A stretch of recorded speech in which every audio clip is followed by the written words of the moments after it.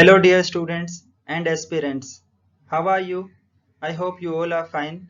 मैं सत्यनारायण प्रजापत 2019 बैच का IPS officer हूँ और मैंने UPSC civil service examination 2019 clear किया था। सबसे पहले मैं आप लोगों का इस चैनल के साथ जुड़ने के लिए शुक्रिया अदा करना चाहूँगा और आप लोगों का स्वागत करता हूँ हैप्पी लर्निंग में। I wish you all the people very happy learning. So ये सबसे पहला वीडियो है इस सेशन का और इस वीडियो में हम लोग क्लास 10 की सोशल साइंस की जो बुक है उसका सिलेबस डिस्कस करेंगे और उस सिलेबस को डिफरेंट कंपोनेंट्स में ब्रेक डाउन करने की कोशिश करेंगे ताकि हम उसको आसानी से समझ सकें। इस बुक का सिलेबस काफ़ी बड़ा है, इसलिए उसको अलग अलग टुकड़ों में डिवाइड करके पढ़ना ज़्यादा आसान रहेगा। एक्चुअल सिलेबस के ब्रेक डाउन पर जाने से पहले मैं आप लोगों को एक दो बातें बताना चाहूँगा। पहली बात यह है कि प्राय कर स्टूडेंट्स जो सोशल साइंस का जो सब्जेक्ट होता है उसको इग्नोर करने की कोशिश करते हैं। उसका रीज़न ये भी हो सकता है कि सब्जेक्ट उनको कम इंटरेस्टिंग लगता है या फिर उनको ऐसा लगता है कि इसमें याद रखने वाली चीज़ें ज़्यादा है और समझने वाली चीज़ें कम हैं। तो डोंट वरी स्टूडेंट्स, इसी प्रॉब्लम की सॉल्यूशन के लिए मैंने ये वाली वीडियो सीरीज बनाने का डिसीजन लिया है ताकि जो सोशल साइंस का जो सिलेबस है उसको हम आसानी से समझ सकें और कंसेप्चुअली समझ सकें। अगर हम इसको कॉन्सेप्ट वाइज समझने की कोशिश करेंगे तो इसको याद करने में आसानी होगी और लंबे टाइम तक हम इसको याद रख पाएंगे।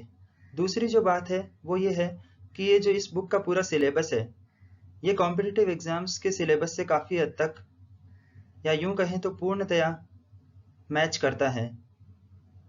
कोई भी कंपटीशन एग्जाम हो, चाहे वो यूपीएससी की सिविल सेवा परीक्षा हो या फिर आरपीएससी का आरएएस का एग्जाम हो या फिर अदर एग्जाम्स, उनमें जो जीके का पोर्शन है इस बुक का पूरा जो पार्ट है, पूरा का पूरा जो सिलेबस है वो उस सिलेबस से पूरा मैच खाता है और क्वेश्चंस भी डायरेक्टली पूछे जाते हैं इस बुक से।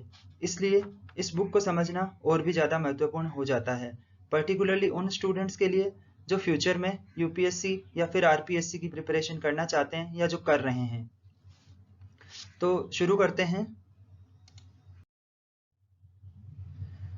तो इस बुक का जो ओवरऑल सिलेबस है उसको 5 पार्ट्स में डिवाइड किया है मैंने, जिसका पहला पार्ट है हिस्ट्री यानी इतिहास।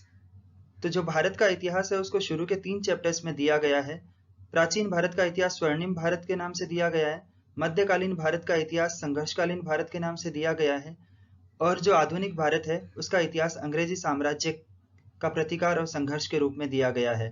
पहले चैप्टर में हम प्राय कर जो प्राचीन भारत में मौर्य, गुप्त साम्राज्य, महाजनपद इनके बारे में अध्ययन करेंगे। जो सेकंड चैप्टर है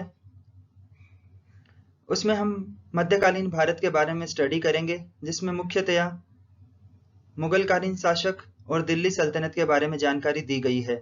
जो तीसरा चैप्टर जो है वो काफ़ी इम्पोर्टेंट चैप्टर है क्योंकि ये भारतीय स्वतंत्रता आंदोलन से जुड़ा हुआ चैप्टर है और इन तीनों चैप्टर्स में राजस्थान का भी सरोकार दिया हुआ है। किस किस तरीके से राजस्थान का भारत के इतिहास के साथ संबंध रहा है उसको भी हम जानने की कोशिश करेंगे शुरुआत के 3 चैप्टर्स में।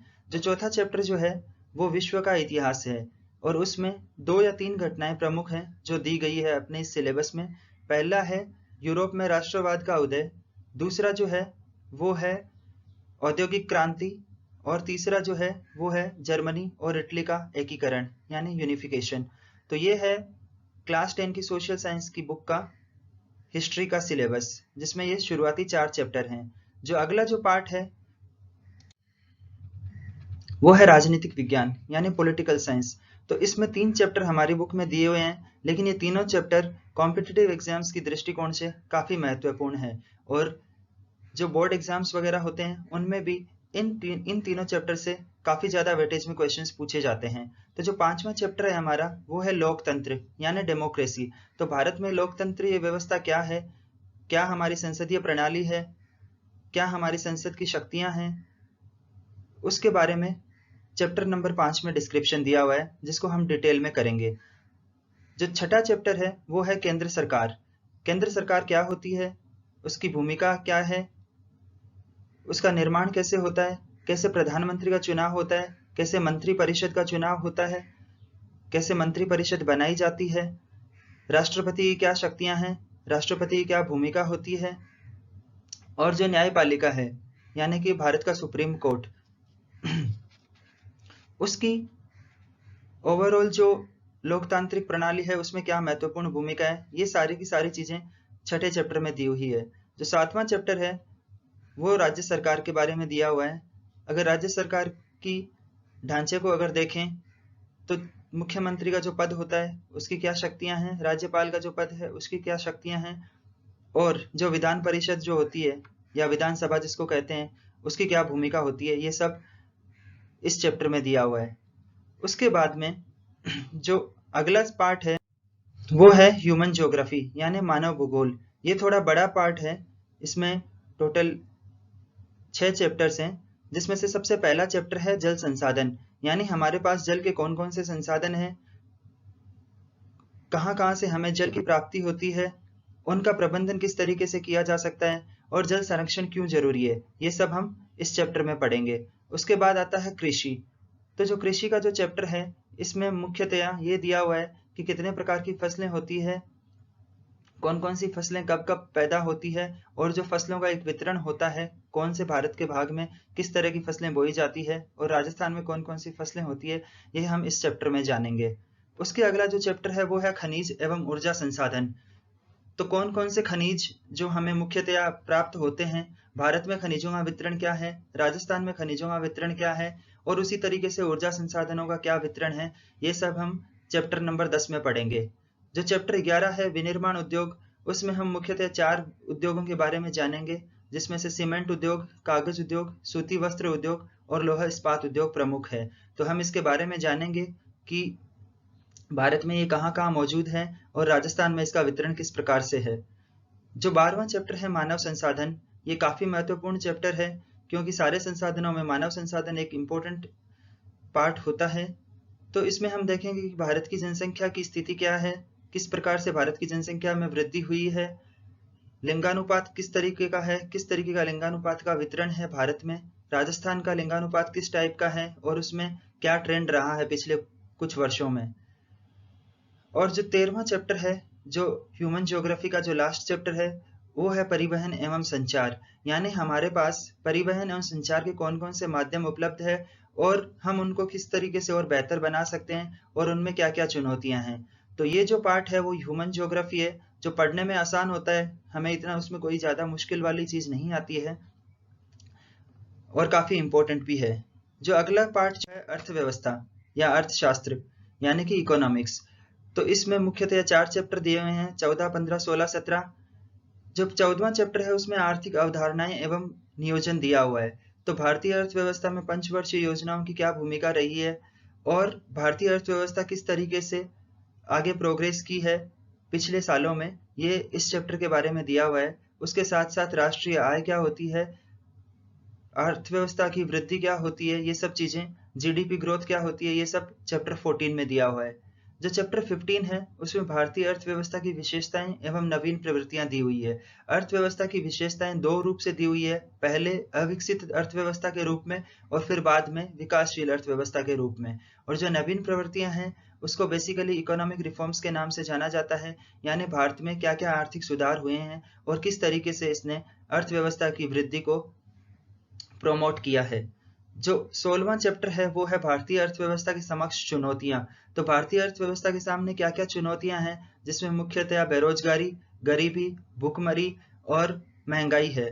तो इन चुनौतियों से कैसे निपटा जा सकता है, या फिर भारत में इन चुनौतियों ने किस किस तरीके से भारतीय सरकार ने इनको निपटा है अभी तक, तो इनके कारण और निवारण हम देखेंगे। जो 17th चैप्टर है वो है मुद्रा एवं वित्तीय संस्थाएं। इसमें हम बेसिकली बैंक्स के बारे में जानेंगे, भारत में कितने प्रकार के बैंक होते हैं, बैंकों का क्या क्या काम होता है, और जो इनको रेगुलेशन करने वाली जो बैंक है आरबीआई, उसकी क्या भूमिका है। तो ये सब हम जानेंगे मुद्रा और वित्तीय संस्थाएं में। तो इस तरीके से इकोनॉमिक्स जो है वो चौथा पार्ट है इस सोशल साइंस के ओवरऑल सिलेबस का। और जो आगे वो थोड़ा इंटरेस्टिंग पार्ट भी है और वो बहुत इजी पार्ट भी है, उसको ज़्यादा समझाने की ज़रूरत नहीं है। उसमें 3 चैप्टर हैं, पहला है उपभोक्ता के अधिकार और दूसरा है सूचना का अधिकार। तो उपभोक्ता कौन होता है, उसके क्या क्या अधिकार होते हैं, उसके जो विवाद होते हैं उनके निवारण की क्या प्रक्रिया है, कंज्यूमर कोर्ट्स क्या होते हैं, ये सब उपभोक्ता जागरूकता में दिया हुआ है। और सूचना का जो अधिकार है, जो राइट टू इंफॉर्मेशन है, वो क्या होता है, किस किस सरकारी एजेंसी से हम जानकारी प्राप्त कर सकते हैं, किस किस तरह की जानकारी प्राप्त कर सकते हैं और क्या उसकी प्रक्रिया होती है, ये सब इस चैप्टर में दिया हुआ है। 19वां जो चैप्टर है सड़क सुरक्षा, वो बहुत आसान चैप्टर है लेकिन बहुत महत्वपूर्ण चैप्टर है, क्योंकि आप जानते हैं हर साल लगभग लाखों लोग सड़क हादसों में मौत हो जाती है और घायल हो जाते हैं। उसकी वजह से भारत को काफी नुकसान भी होता है। तो ये हम जानेंगे 19वें चैप्टर में कि किस तरीके से हम सड़क सुरक्षा को अपना सकते हैं। और जो आखिरी चैप्टर है स्वच्छता एवं ठोस कचरा प्रबंधन, यह वर्तमान समय की एक जरूरत है। हमें किस प्रकार अपने आसपास के वातावरण को हम स्वच्छ रख सकते हैं और जो सॉलिड वेस्ट जो जनरेट होता है हमारे घरों में, मुख्यतया जो शहरी क्षेत्र हैं वहां पर, उसका किस तरीके से प्रबंधन किया जाए, किस तरीके से हम रिड्यूस कर सकते हैं, रीयूज कर सकते हैं और रिसाइकल कर सकते हैं, ये जानेंगे हम चैप्टर 20 में। तो इस तरीके से ये पूरी बुक का ओवरऑल सिलेबस है जिसको हमने 5 पार्ट्स में डिवाइड किया है। अब हमारे ऑप्शंस हैं। पहला ऑप्शन ये है कि हम इस ओवरऑल सिलेबस को कवर करने के लिए चैप्टर बाय चैप्टर प्रोग्रेस करते हैं, यानी कि सबसे पहले पहला चैप्टर को कवर करते हैं, फिर दूसरे, फिर तीसरे, इस तरीके से।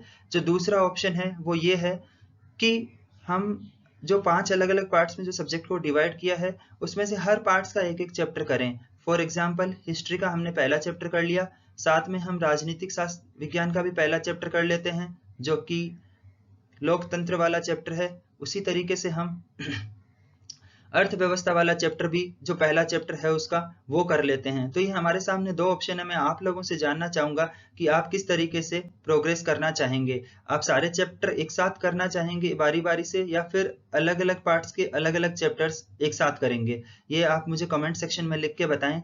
इसके साथ साथ मैंने एक टेलीग्राम चैनल भी क्रिएट किया है जहां पर आप मुझसे डाउट पूछ सकते हैं या आपके जो सुझाव है वो आप मुझे बता सकते हैं। ये मैं इस नीचे लिंक में डाल दूंगा वीडियो में। उसके साथ साथ आपसे आग्रह है कि अगर आप लोगों को ये वीडियो पसंद आया तो आप इसको लाइक करें, शेयर करें और चैनल को सब्सक्राइब करें। Thank you. Happy learning.